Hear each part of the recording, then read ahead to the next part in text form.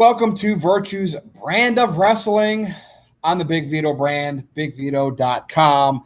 And we are getting close to SummerSlam weekend. Yay. So what I'm going to do is I am going to do just basically a basic preview and predictions, maybe fantasy booking video for you. Saturday, there's going to be NXT TakeOver Brooklyn 4. I'm not going to really do anything about that, but we are going to have Johnny Gargano challenge Tommaso Ciampa for the NXT Championship. Obviously, Aleister Black is out injured, so we're going to get another Ciampa and Gargano match. Now, this is very interesting because I don't think Black would have lost the title. They would have kept the title on him if he wasn't hurt.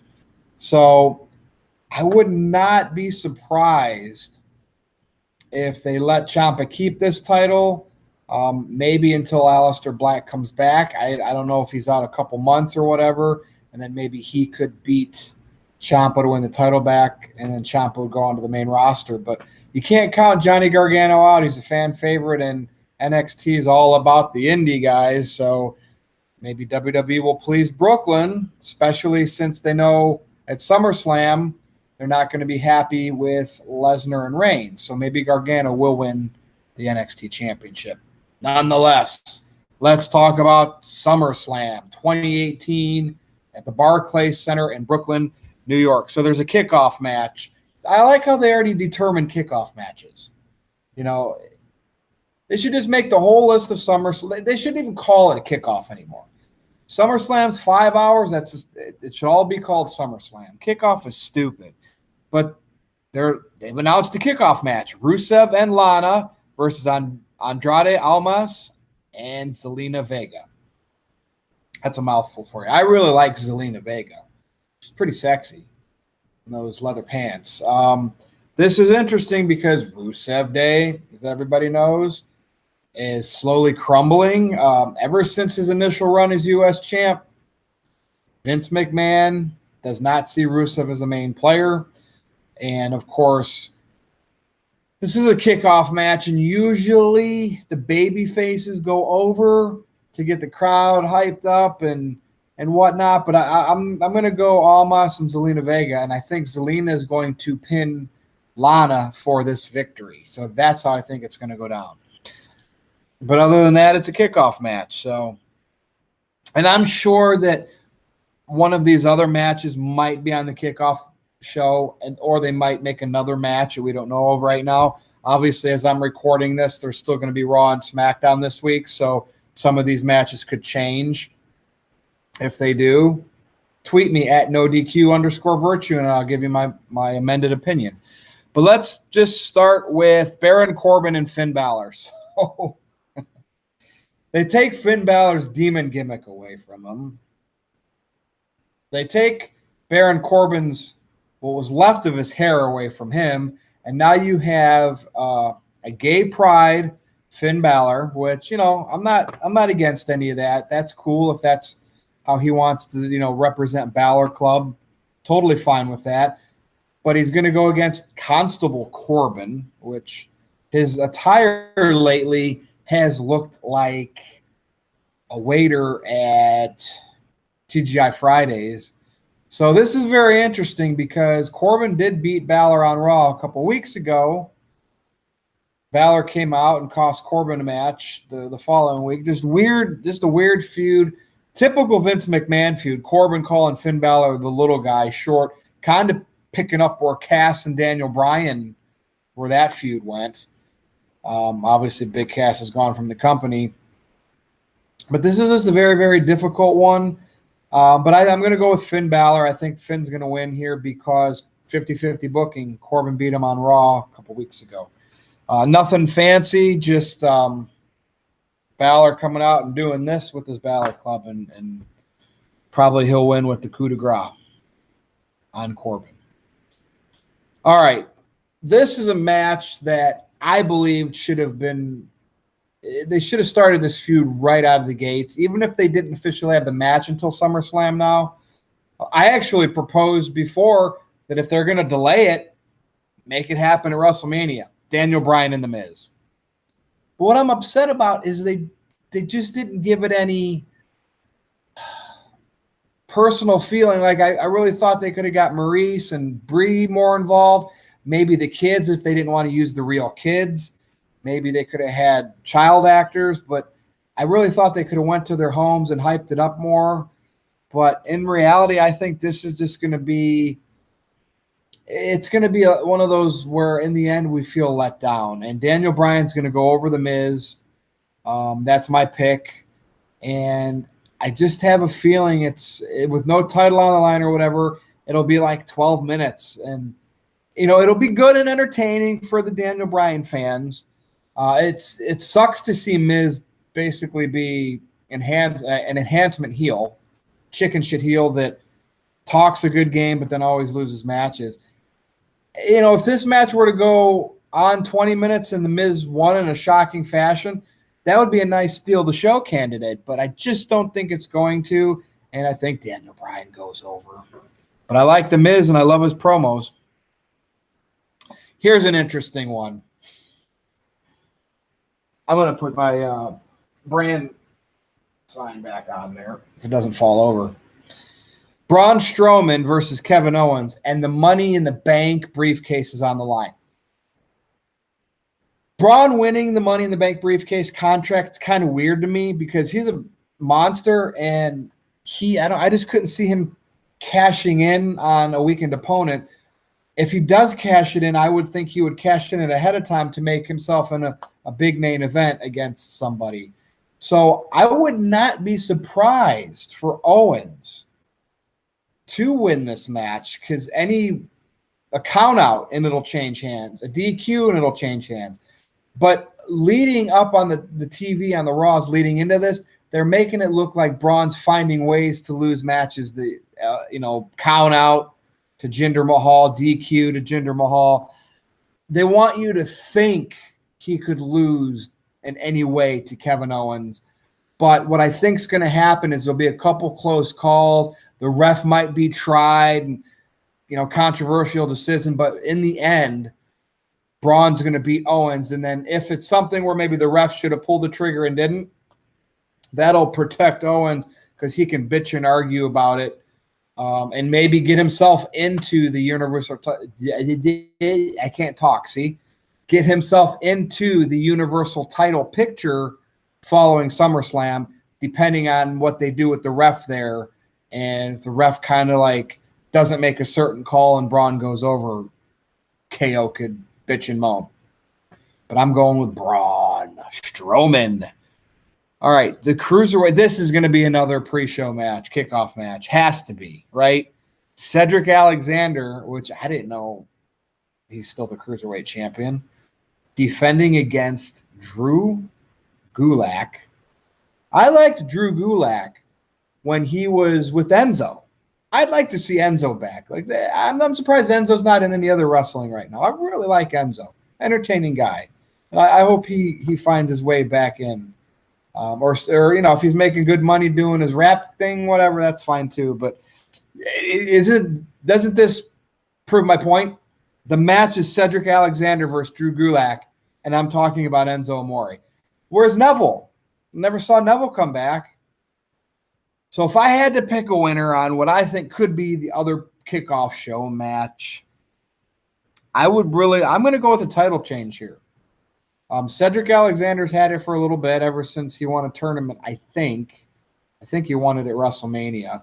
I'm going to go with Drew Gulak winning the Cruiserweight Championship. I like that guy. I don't watch 205 Live. I don't know.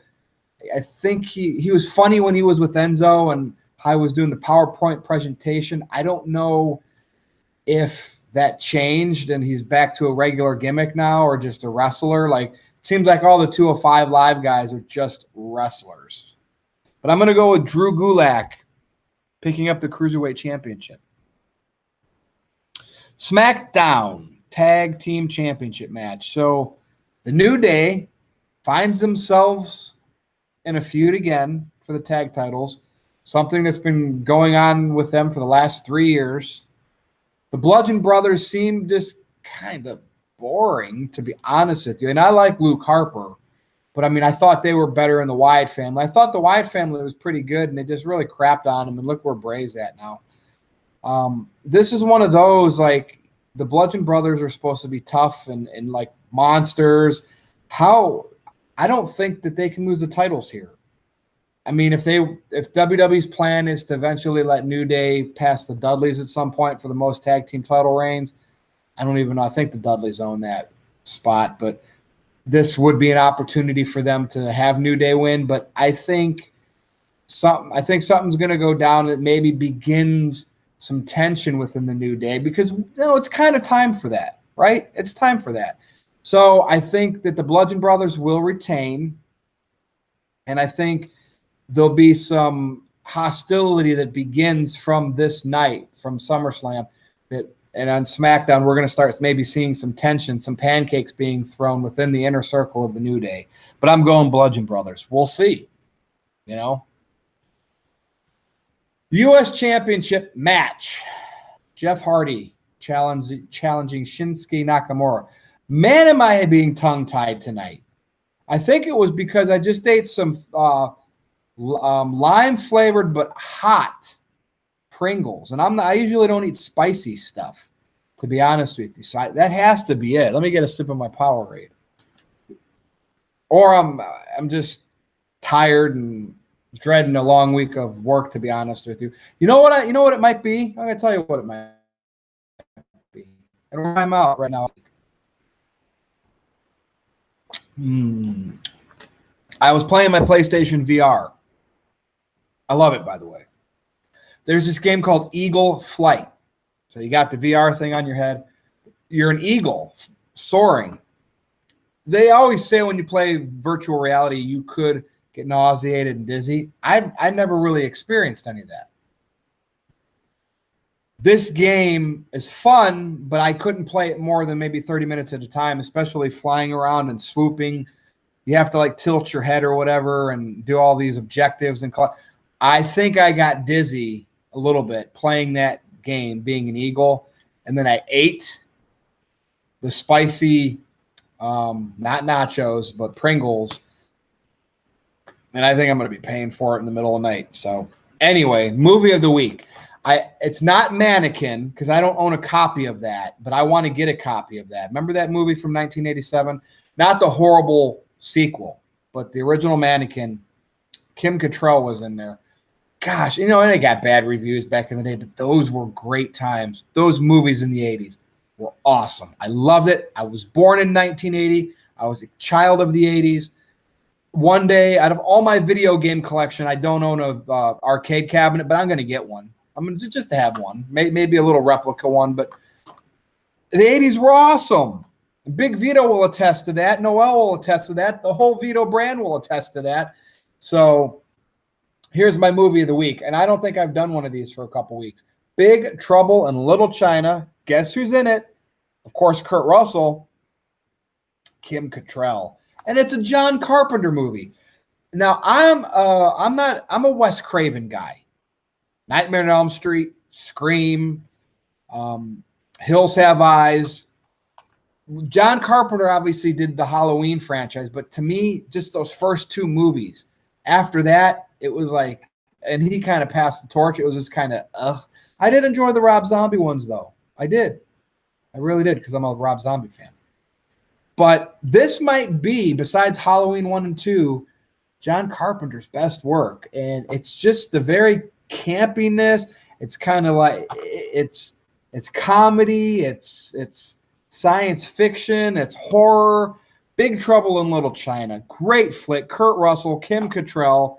Man, I had a crush on her back in the day. But you got to, and I'm sure everybody that watches this probably has seen it, but if not, go watch. Find a way to watch Big Trouble in Little China. That's Virtue's movie of the week for the Big Vito hand. All right, so we are talking the U.S. Championship match at SummerSlam, preview and prediction. Nakamura defends against Jeff Hardy. Now, is Randy Orton going to be inserted into this match and it's a triple threat? Well, right now, based on the penis gimmick that's been going on. The former writers of WWE said Orton would put his hands in his pants and then say, hey, shake my hand, or pull his Johnson out right in front. That's being investigated, like on exactly what went on back in the day. We don't know if it was hazing, ribbing, if it's even true. But they may hold Randy Orton off of SummerSlam until this thing cools down. If they add him, they add him. You know, like I said, if any of these matches change from Raw or SmackDown, I'll probably tweet, and I'll tag Vito and Noel. I'll probably tweet my changes just to be current. But as of right now, I'm going to say Shinsuke Nakamura is going to retain against Jeff Hardy. Maybe they'll have Orton come out and distract. Or even if Orton doesn't come out, maybe just his musical hit. Nakamura will hit a low blow. He's going to stay U.S. champ. It's nice to see between Asuka and Nakamura, the two winners of the Royal Rumble this year, at least they ended up giving Nakamura a title, the U.S. title. But, man, does Vince not like his Japanese wrestlers. So let's go to the Intercontinental Championship. Dolph Ziggler is the current champion, and I'm sure that Drew McIntyre will be nearby, and he is going to defend against Seth Rollins. Now, this is one where I could really see Rollins winning it back.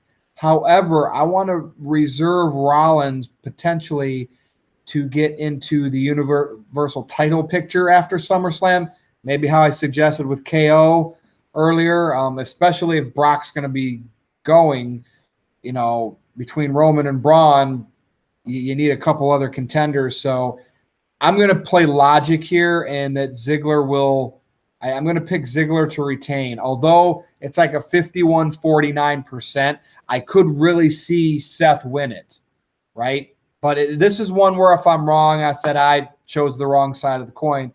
But I'm going to go ahead and say Dolph, because he's got Drew McIntyre. Maybe Ambrose will return at SummerSlam and make an appearance between this match and Roman's match. We don't, who knows? But things could get interesting there. But I'm going to go with Dolph retaining thanks to Drew McIntyre. They got to kind of keep them strong since they're kind of together. And, if they don't help each other out, and if Ziggler loses the Intercontinental title that fast, it's kind of making both him and McIntyre look like a joke. It's all about the writing and the booking, people.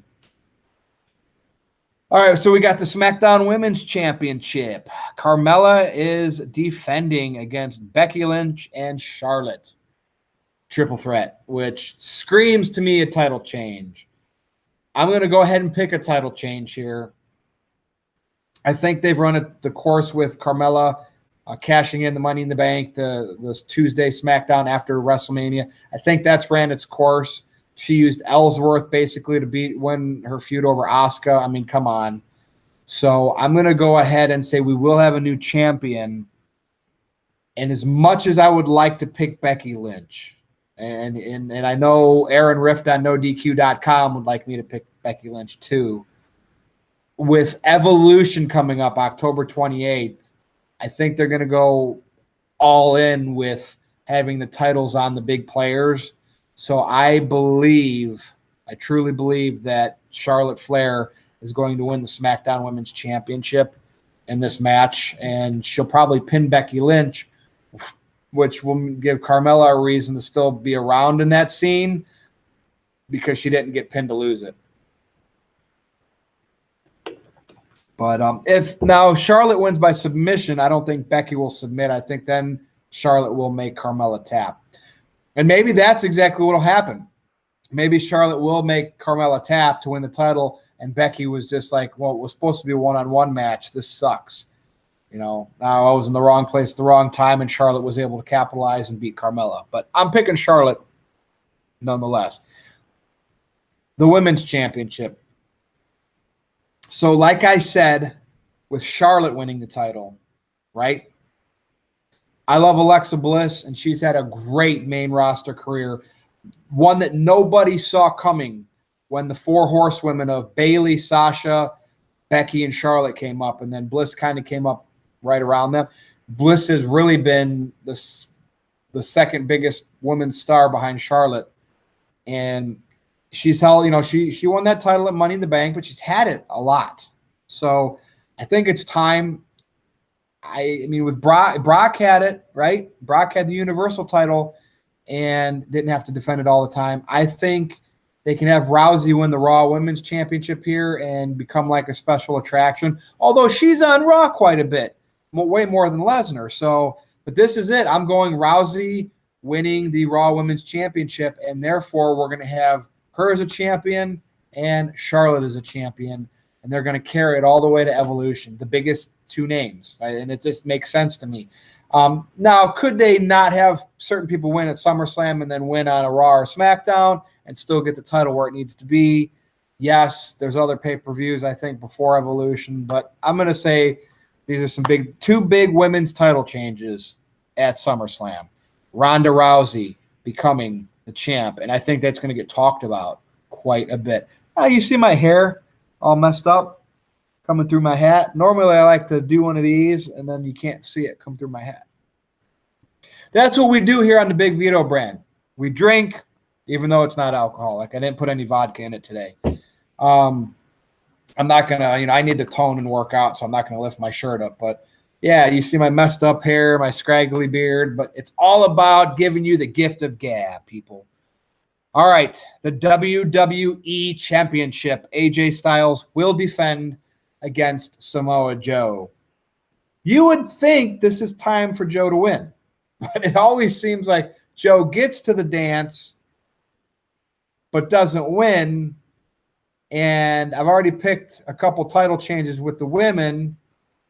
I'm going to go ahead and say AJ's retaining, and I'm going to use the basic philosophy here that the new WWE 2K19 game comes out in October. I think they're going to keep the strap, the belt. Oh, no, Vince McMahon's going to fire me.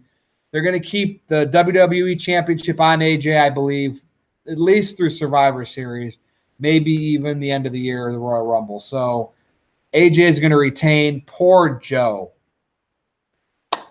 Got there, and maybe they'll find a way for AJ to retain, but keep Joe protected. So we'll see how that goes. If Joe won, I wouldn't sit here and be mad at my pick, but I'm just trying to do everything logically based on the marketing of everything, and I'm giving you that opportunity, to pick against me too if you want to be more bold. Apologize for that little beep there. Our good friend Andre Corbeil from WrestlingWithWrestling.com was messaging me, and I didn't put my phone on silent. So here we go. I think this is the last match, but it's the Universal Championship. So I'm going to be straightforward. And Andre probably knows where I'm going with this. I'm going to be straightforward. Brock Lesnar, I'm not calling a Heyman turn. Brock Lesnar is going to lose clean to Roman Reigns. Now, yes, I introduced that small potential factor of Dean Ambrose returning and messing with, in a Rollins match or this match, yeah. But Roman's going to win the Universal title. I don't know. Again, I'm not going to call a Heyman turn or anything like that. But I think Braun's going to cash in. That's hard for me to say. Is he going to cash in like Rollins did at Mania 31 and make it a triple threat as the match is happening? Possibly. That would protect Braun a little bit more from capitalizing. A big monster like him is not going to want to capitalize while someone's down and out. But I don't know exactly how it's going to happen, but I do think Roman Reigns is going to win the Universal title against Brock, and then the cash-in will happen after the match, not during the match. I wouldn't be surprised if it didn't happen at all, if they milk it longer. But I think to protect that Brooklyn crowd from really crapping, obviously if Lesnar retained or if Roman walked out champion, which either could happen, that crowd will get pretty hostile. So I think Roman wins to take the belt off Lesnar. Roman gets the title reign, even though it'll be short, and then Braun cashes in, and at the end of SummerSlam, Braun is your champ, and then you can have Reigns chasing Braun. Brock goes to UFC and does his thing. So that's what I'm going to go with. If I'm right, I'm right. If I'm wrong, I'm wrong. But I think that would be the best ending, to have that crowd go home happy. At the same time, you finally had Roman beat Lesnar, which was the payoff for him, especially if he beats Lesnar clean, to win the Universal title. But maybe it took so much effort to do it. And maybe Brock doesn't even beat Roman up. He just leaves afterwards, just walks out. But Reigns is so exhausted from finally beating Lesnar, the drama, that Braun cashes in, and Roman's looking at him, gasping for air, and says, let's do it. And then Braun does it right there. And maybe Roman fights for a little bit, but then Braun just and that would be a hell of an ending, to be honest with you, to put Braun over. And it makes Roman look strong too. Come on, Wrestling 101. And I don't even know if that's something Russo would like. He'd like a little more storyline there, but I'm just looking at it from not a writing standpoint there, but from a booking standpoint. So that's it. This is my SummerSlam preview and predictions. So I hope you enjoyed it. I mean, this is the first time. If you want me to do this on the Big Vito brand more often, and maybe even do a little review type show, after the pay-per-view, we can do that. I don't always have to talk about single topics, because I honestly do that on a lot of the channels that I'm on, and I overlap. So maybe this is where I can do my previews and reviews. So I hope you enjoyed it. For the Big Vito brand and BigVito.com, I am Virtue. I work for an indie promotion here near Cleveland, Ohio called UXWA. And on September 15th, we are going to do a show. It's going to be a fun show. I think it's called Maximum something. So I should know what it's called, but with indie shows, we name every show something different, and I can never remember them. But I'm going to have my army there, and razor sharp. No more shenanigans. If I have to bring a set of handcuffs and handcuff your hands behind your back so you can finally learn the lesson that I've been trying to teach you for the last year, you are not walking out looking pretty. Sorry, on September 15th. But hey, if you live near Cleveland, tweet me at NoDQ_Virtue. I'll tell you how you can get tickets to come and check us out. But for the Big Vito brand, I am Virtue. This is Virtue's brand of wrestling. Thanks for watching, everybody.